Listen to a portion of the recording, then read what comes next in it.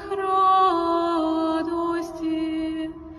обидимых покровительнице,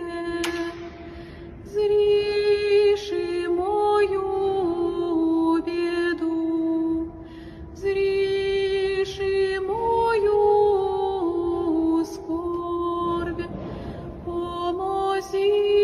ми, яко немощну,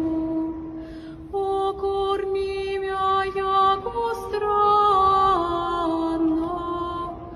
обиду мою веси,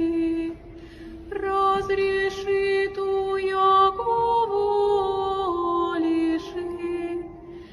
яко не имам иные помощи разве тебе, не иные предстательницы,